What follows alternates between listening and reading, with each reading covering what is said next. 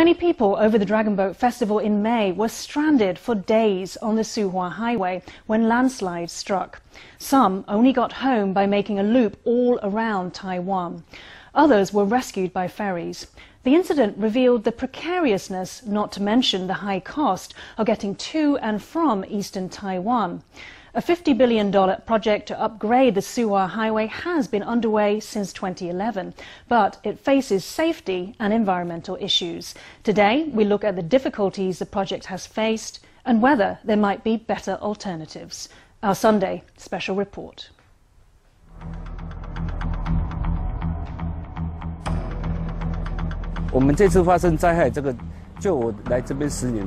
I've never seen a landslide like this one in the 10 years since I've been here.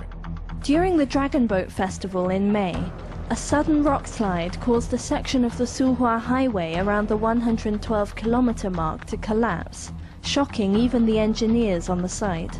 The rock slide occurred on the slope beside the road over 140 meters high, so the biggest danger this time was the rocks bouncing down. On the Suhua Highway at the moment, a lot of the areas where the rock slides occur are several hundred meters above the road, so there's nothing you can do about it. So every time there are rock slides, the inevitable result is you have to close the road. The rocks are like invisible missiles just waiting to rain down. The Directorate General of Highways tends to respond to each landslide by spraying a cement mixture onto the slope to stabilize it. But scholars believe that the accidents will continue to take place. These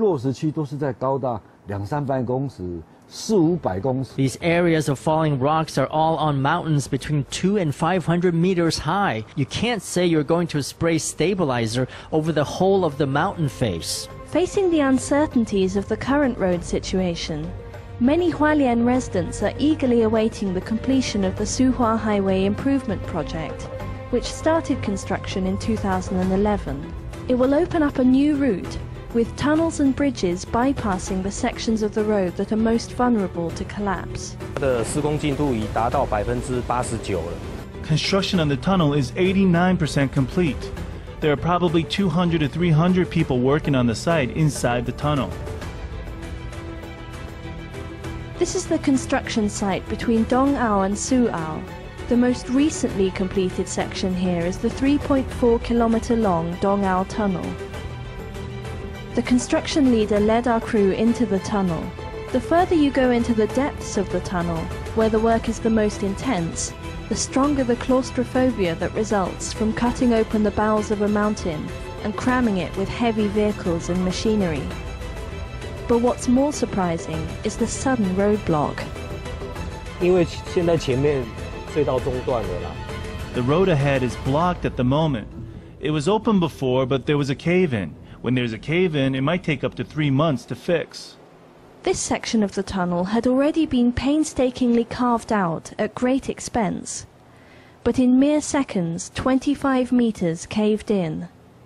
Now, all you can see is a huge pile of dirt and concrete filling in a massive opening. There have been more than 20 cave-ins since construction began. We knew before that there's a very large fault zone in that section, so when the tunnel for the railway to Hualien was built, they found a lot of water welling up. Even if we assume that humans can conquer nature, scholars question whether digging the tunnel is a safe and reliable solution. When the tunnel is open, it will have 2 traffic lanes going in opposite directions inside.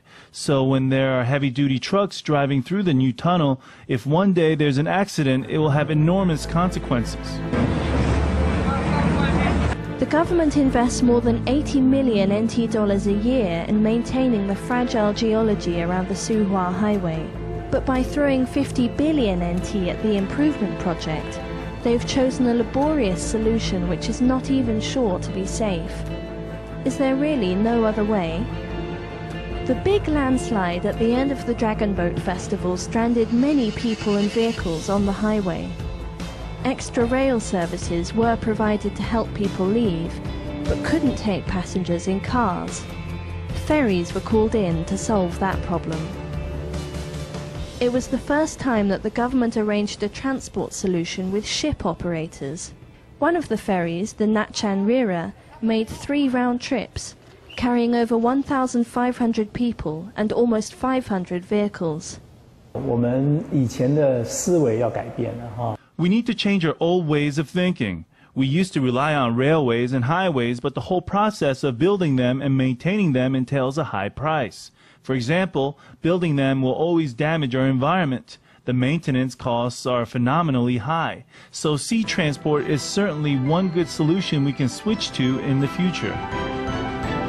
The highway by the ocean has successfully borne many people on their journeys in the past, but now it serves only as a backup. It's worth considering whether the future lies in developing a more substantial seaway to give Hualien one more convenient and reliable link to the rest of the country.